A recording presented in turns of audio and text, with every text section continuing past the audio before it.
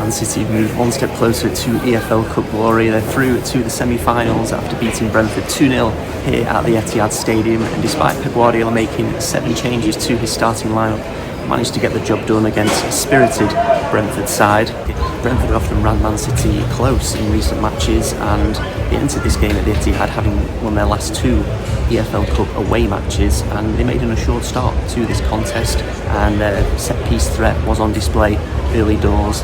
It was Man City who broke the deadlock thanks to a sensational strike from Cherki. He has been quite a standout performer for City in recent weeks. He's really relishing this role that he has in this creative role under Guardiola, and in this, he's a top assister in the Premier League this season. He's on the score sheet today with a Christmas cracker, as you could say, just after the half-hour mark. Corner from City was headed out by Kevin Schade, and Cherki just gets the ball on the edge of the area, gets it onto his right foot, rifles a rocket of a shot into that top corner. A sensational strike. Etihad erupted and City entered the lead. Brentford were a little bit upset with one of the decisions made just before that goal. Abdelkader Kuzanov brought down Kevin Schade with a last man challenge just on the edge of the area, and Brentford thought Kuzanov was denying a goal scoring opportunity, but the referee decided to give him just a yellow card rather than a red card. Elsewhere in the first half, Oscar Bob came off early with what appeared to be a hamstring injury, which is a bit of a blow for him personally, who wanted to get some more game time at Man City, and it comes as a bit of concern as well. Manager Pep Guardiola, who's already having to cope without 6 first-team players at the moment. A couple of those are attackers as well. You've got Jeremy Doku, who's out for a couple of weeks with an injury. Omar Mamouche is now away on African Nations duty with Egypt, so that will come as a bit of concern to him. Hopefully Bob will not be out for too long during this festive period for City.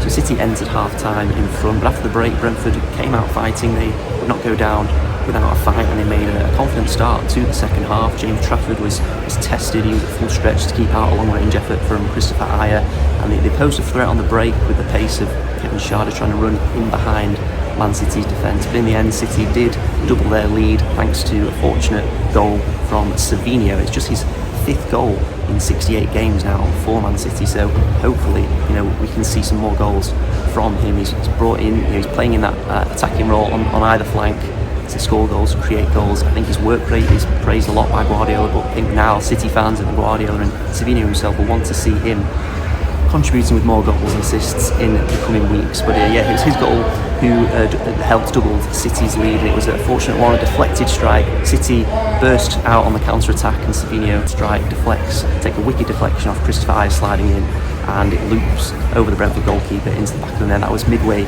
through the second half, and from there on, City really were in control of proceedings. It was a fairly comfortable conclusion to the game. Brentford struggled to respond. Brentford were out without their top scorer, Igor Thiago, in this match, and that was a bit of a blow for them. They lacked that presence in attack. Kevin Schade tried his best to hold up the ball when he could and running behind, but I think they were missing that clinical finisher, that sort of target man like Thiago when they were pumping the ball forward towards the end. But City in the end they got the job done, and they are through to the semi-finals for the first time in the EFL Cup since 2021, when they actually won the competition for a 4th time in a row.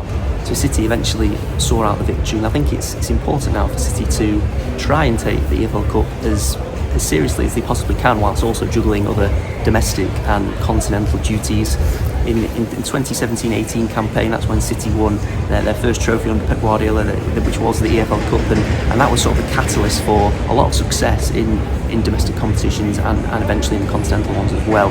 They went on to win 4 EFL Cups, a couple of FA Cups as well, and of course in that same season, 2017-18, is when they began their incredible run of winning 6 league titles in 7 seasons. That Centurion season in 2017-18. And if you look at City's squad now, it's a new look squad, a younger squad. There's not really many players in that squad that have won an awful lot of trophies with Man City or have won any trophies really as a significant player in Guardiola's team. So it'd be really great to see City now take this competition seriously, try and get over the line and win this competition in February, March time of next year, and hopefully that then can be a catalyst for City to win more trophies, and for this young squad to be motivated to win this competition and other competitions, big competitions as well, like Premier League and Champions League going forward. And hopefully that can be the catalyst for them and more success going forward for Pep Guardiola's side. So So City will now have to wait until the middle of January before their first leg of their semi-final clash in the EFL Cup. At the time of me recording this, I'm unsure of what the draw is at the moment. But Guardiola will now shift his attention back to the Premier League and City's final 2 games of 2025. Starting off with a home game against West Ham United on Saturday here at the Etihad Stadium before finishing the year away against Nottingham Forest. And I think it's important as well for City to try and continue to build this positive momentum and take advantage of this momentum that built up now over these recent weeks. It was 5 wins in a row heading into this game tonight. It's now 6 games in a row in all competitions, and hopefully they can conclude the year now on a positive note and win their final 2 games against West Ham and Nottingham Forest to boost their title hopes in their battle with rivals Arsenal at the top of the Premier League.